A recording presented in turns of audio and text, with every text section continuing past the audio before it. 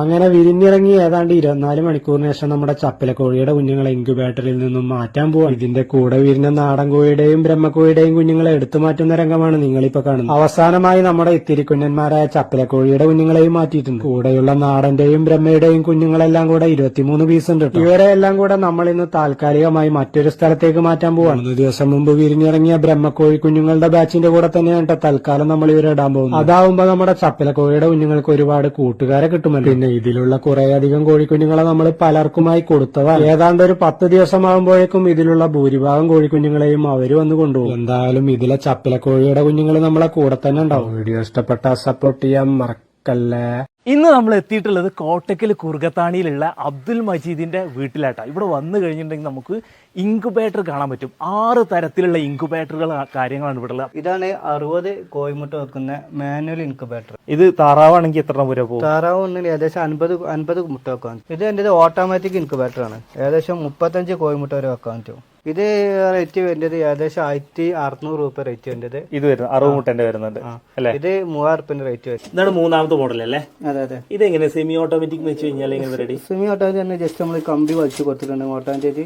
ഇതിന്റെ കോഴിമുട്ട തിരിഞ്ഞോളൂ. ഓക്കെ. അപ്പൊ മറ്റേതില് ഓട്ടോമാറ്റിക്കലി മോട്ടർ ഉണ്ടായിരുന്നു. അപ്പൊ ഇതിന് മോട്ടർ ഇല്ല. ഇതിന് മോട്ടറിന്റെ ആവശ്യമില്ല. 4ാമത്തെ ആയിട്ടാണ് 100 കോഴിമുട്ട വെക്കുന്ന മാനുവൽ ഇൻക്യുബേറ്റർ ആണ് വരുന്നത്. മാനുവൽ ആയിട്ട് 100 വരെ വെക്കാം. ഇത് നേരത്തെ നമ്മൾ ഫസ്റ്റ് കണ്ട ചെറുതിന്റെ നേരെ വലുത് എന്നുള്ള ആ ഒരു പ്രത്യേകത ഉള്ളതല്ലേ? നേരെ വലുതാണ്. ഇതാണ് 65 കോഴിമുട്ട വെക്കുന്ന സെമി ഓട്ടോമാറ്റിക് ഇൻക്യുബേറ്റർ.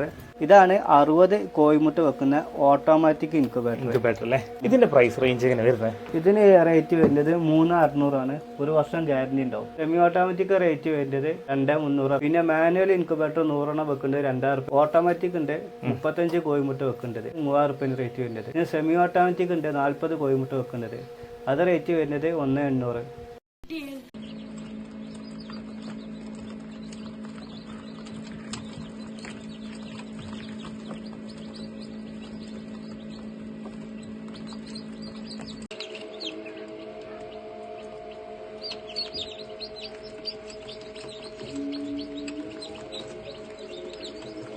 ഈ കാണുന്ന ഇൻക്യുബേറ്റർ നിങ്ങൾക്ക് വെറുതെ തരട്ടെ. നമ്മൾ നിൽക്കുന്ന കേരളത്തിലെ ഏറ്റവും വലിയ ഇൻക്യുബേറ്ററിന്റെ ഗോഡൗൺ കേട്ടോ. നമ്മുടെ മജീദ്ക്കയുടെ വർക്ക്ഷോപ്പാണ്. നമ്മുടെ കഴിഞ്ഞ 5 വർഷമായിട്ട് നമ്മുടെ നാട്ടിലെ കർഷകരൊക്കെ പല ടൈപ്പ് ഇൻക്യുബേറ്റർ വാങ്ങിക്കുന്ന ഒരു സ്ഥലമാണ് ഇത്. മലപ്പുറത്തുള്ള മജീദ്ക്കയുടെ വർക്ക്ഷോപ്പ് കണ്ടോ.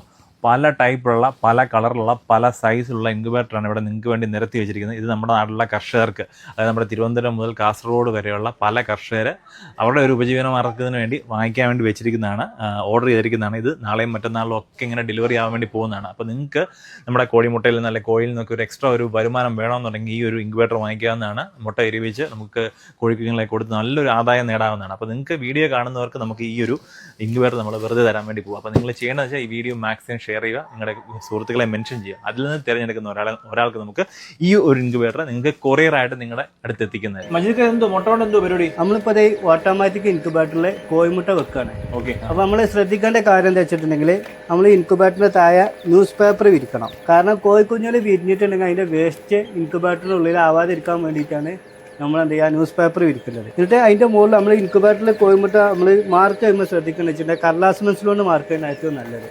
എന്തിനാണ് മാർക്ക് വെച്ചിട്ടുണ്ടെങ്കിൽ പല ഡേറ്റിൽ കോഴിമുട്ട വെക്കുകയാണെന്നുണ്ടെങ്കിൽ, അല്ലാന്നുണ്ടെങ്കിൽ വ്യത്യസ്ത ഇനം കോഴിക്കളെ മുട്ടയെന്ന് വെക്കുന്നുണ്ടെങ്കിൽ അതൊക്കെ തിരിച്ചറിയാൻ വേണ്ടിയിട്ടാണ് നമ്മൾ മാർക്ക് ചെയ്യുന്നത്. അപ്പൊ നമ്മള് ഇൻക്യുബേറ്ററിൽ നമ്മൾ എന്ത് ചെയ്യുക, മാർക്കിന്റെ കാര്യത്തിൽ പ്രത്യേകം ശ്രദ്ധിക്കണം. ഇതിപ്പോ എത്ര മുട്ട വെക്കാൻ കപ്പാസിറ്റി? ഇത് നമുക്ക് 60 കോഴിമുട്ട വെക്കേണ്ട ഓട്ടോമാറ്റിക് ഇൻക്യുബേറ്റർ ആണ്. 60 വരെ വെക്കാം അല്ലേ? 60 കോഴിമുട്ട വരെ വെക്കാൻ പറ്റും. കാടമുട്ട എന്നുണ്ടെങ്കിൽ ഏകദേശം ഒരു 160 കാടമുട്ട വരെയൊക്കെ വെക്കാൻ പറ്റുന്നുണ്ട്. നമുക്ക് ഈ വലിയ ഒട്ടപക്ഷിയിലൊക്കെ വെക്കാൻ പറ്റില്ലല്ലേ? ഓട്ടോപക്ഷി മുട്ടൊക്കെ വെക്കാൻ പറ്റും. എമോ എല്ലാം ആവശ്യം ഓട്ടോപക്ഷി നമ്മൾ പ്രത്യേക ട്രേ വേറെ ഉണ്ടാക്കി തരും. പക്ഷെ നമ്മൾ അങ്ങനെ പറയുന്നത് നമ്മള് ഇതിൽ കുറച്ച് ട്രേന്റെ കുറച്ച് വലുപ്പം നീട്ടിയിട്ട് നമ്മൾ ഉണ്ടാക്കി കൊടുക്കും. അതെ അതെ. പിന്നെ മാനുവൽ ഇൻക്യുബേറ്റർ ഉണ്ട്. അതിൽ നമുക്ക് ഓട്ടോപക്ഷിന് മുട്ടൊക്കെ വെക്കാൻ പറ്റും. പിന്നെ അതിൽ നമ്മൾ ആദ്യം പേപ്പർ ഇരിക്കുക, നെറ്റ് വെക്കുക, എന്നിട്ടാണ് കോഴിമുട്ട വെക്കേണ്ടത് മാനുവൽ ഇൻക്യുബേറ്റർ ആണെങ്കിൽ. അപ്പൊ ഇനിയിപ്പോ നമ്മൾ മുട്ട വെച്ചിട്ട് ഇതിന്റെ റൊട്ടേഷൻ സിസ്റ്റം എങ്ങനെയാണ്? ഇത് റൊട്ടേഷൻ എന്നിട്ട് അതിന്റെ ബാക്കിൽ ഒരു സ്വിച്ച് ഉണ്ട്. അത് നമ്മൾ ജസ്റ്റ് ഓൺ ആക്കി കൊടുക്കുക. ഇതൊന്ന് ജസ്റ്റ് ഓൺ ആക്കി കൊടുക്കുക. അപ്പോൾ ഇത് കോഴിമുട്ട ഓട്ടോമാറ്റിക്കായിട്ട് റൊട്ടേഷൻ ചെയ്തോളും. ഓക്കെ, നമ്മളൊന്നും ചെയ്യണ്ട, ഒന്നും ചെയ്യേണ്ട ആവശ്യമില്ല. ചെറുതായിട്ട് ഇങ്ങനെ റൊട്ടേഷൻ ആയിട്ട് കാണാൻ പറ്റും. ഓക്കെ, ഈ മോട്ടർ നമുക്ക് നോക്കി കാണാൻ പറ്റും. ജസ്റ്റ് ഇങ്ങനെ റൊട്ടേഷൻ ആയിട്ട് മോട്ടർ ഇങ്ങനെ കറങ്ങിക്കൊണ്ടിരിക്കും മോട്ടർ ഇങ്ങനെ കറങ്ങിക്കൊണ്ടിരിക്കുന്നത് കാണാൻ പറ്റും. ഓക്കെ, അപ്പൊ നമ്മൾ മാർക്ക് ചെയ്ത ഭാഗമൊക്കെ അടി കണ്ടത് നമുക്ക് കാണാൻ പറ്റും. ഓക്കെ, ഇതാണ് ഓട്ടോമാറ്റിക് കണ്ടിട്ടുണ്ടെങ്കിൽ. മുട്ട തിരിയുന്നുണ്ടല്ലേ? നമ്മളെ ഓട്ടോമാറ്റിക് പ്രത്യേകത വെച്ചിട്ടുണ്ടെങ്കിൽ അത്യാവശ്യം നല്ല ചൂട് നിൽക്കും. ശരി. പിന്നെ കുറഞ്ഞ കറണ്ടിമില്ല. അതെ, കറണ്ട് പോലെ ഒരു 10 മണിക്കൂറൊക്കെ ചൂട് നിൽക്കും. അതായത് ഒരു മെഷീന്റെ പ്രത്യേകത അല്ലേ? അതെ അതെ അതെ. ഓക്കെ.